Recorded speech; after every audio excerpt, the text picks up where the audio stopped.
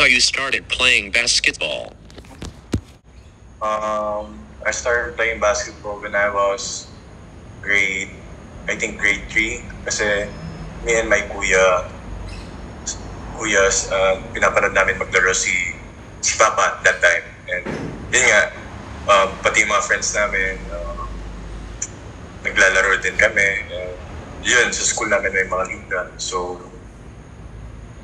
yung kuya ko and yung mga friends ko were teammates back then. And yun,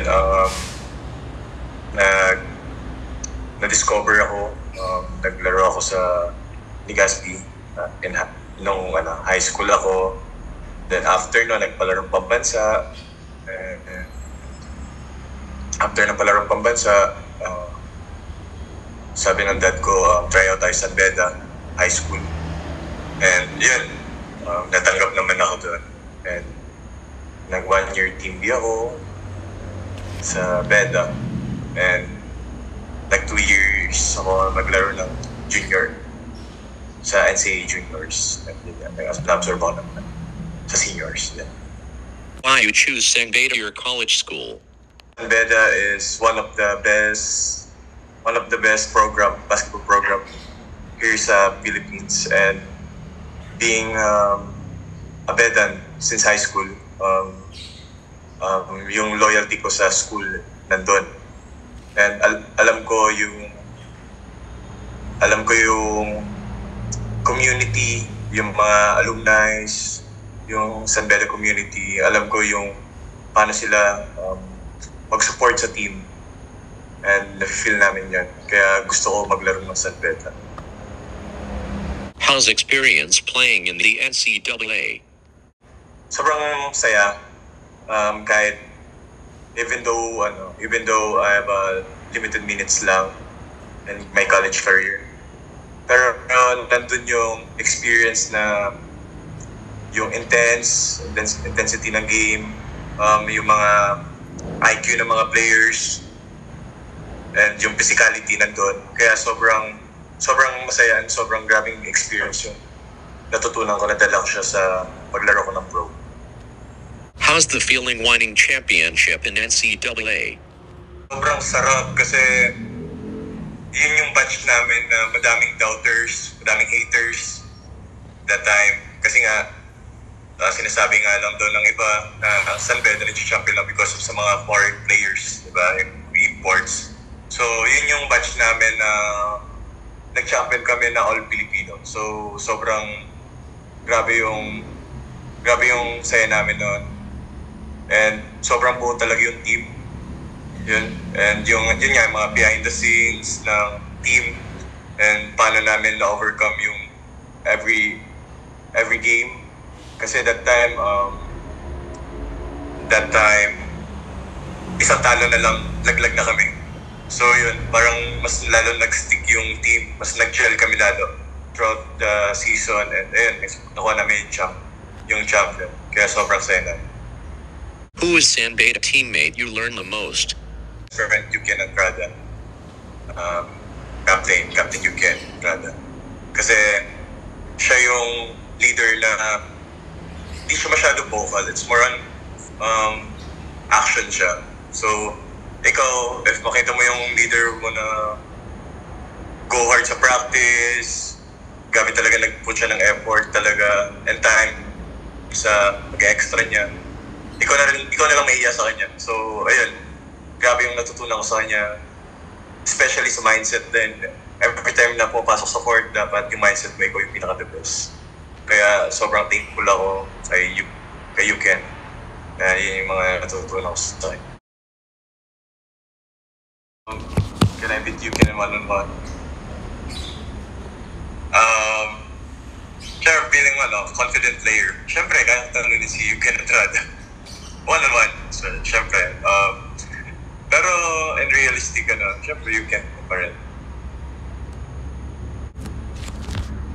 Siyempre, King Lion. Madami. Lalo na yung paano maglaro ng basketball na right way. Kasi madaming basketball player na skilled, pero in terms of IQ, yun, medyo nagkulang. So, Coach Yuri, tinuruan niya kami paano magbasa, magbasa ng situation, ang basketball, hindi lang po score, yung mga small details, mga small things na kailangan natin focusan ang team kasi detail yan eh. So, yun yung mga small details kay Coach Yuri yung mga natutunan namin. And yun, paano maging good teammates sa teammate and paano manalo. How's experience playing in the MPBL? For experience, especially in my rookie year, kasi sobrang feeling ko sobrang mas lumabas yung potential ko as a player. And even though may mga ups and downs, may mga struggles, pero I think mas nag-improve ako doon and mas napakita ko yung kaya ko gawin sa court and paano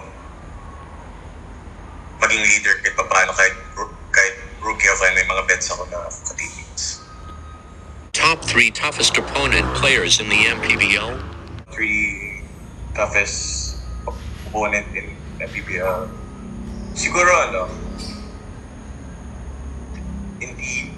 Siguro hindi siya yung kalaban talaga. Pero kalaban siya practice, which is my teammate. Marvin Lee. Grabe yung Marvin Lee. And Shaq Alanes. Yan 2 guys na ang hirap bantayan, sobrang crafty, and grabe yung kamay na sobrang shooter. Pero yung isa kalaban, si Jan Hamon, J-Ham. Yan. Team Manila siya. Sobrang grabe yung mindset niya. Sobrang hirap niya bantayan kasi sobrang scorer. Scorer talaga. Buckets talaga lagi. Yan yung top 3 ko. How's experience playing in the Asian tournament? Yung experience kasi sobrang for me sobrang sobrang bago kasi nandun yung mga kalaban namin sa Asian tournament, mga foreign players, diba?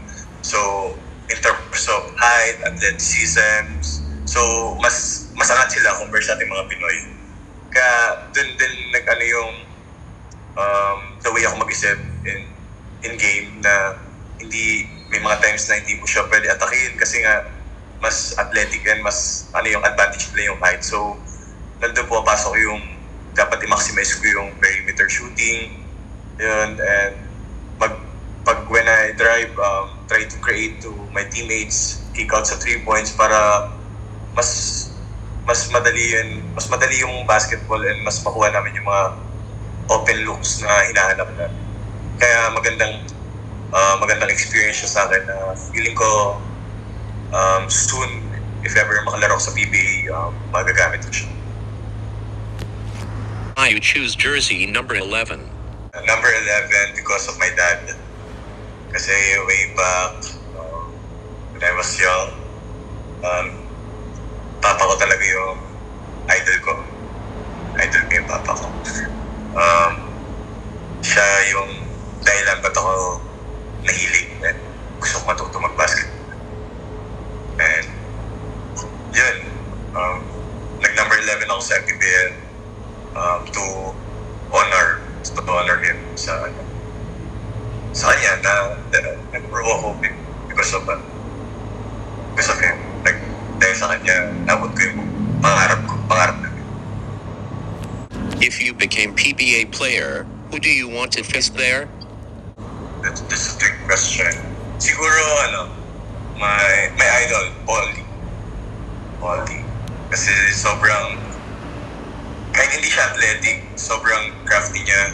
And grabe yung skills niya talaga. As in, wow. So, if ever makalaban ko siya, siguro ma-starstruck konti. Kasi sobrang galing niya talaga. Last question, Baron Guy Juniper starting 5 all-time. All-time Nebra, Scotty Thompson, Mark Agiwa,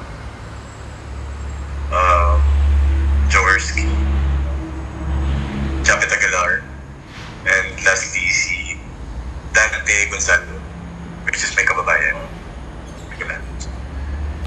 Thank you for watching.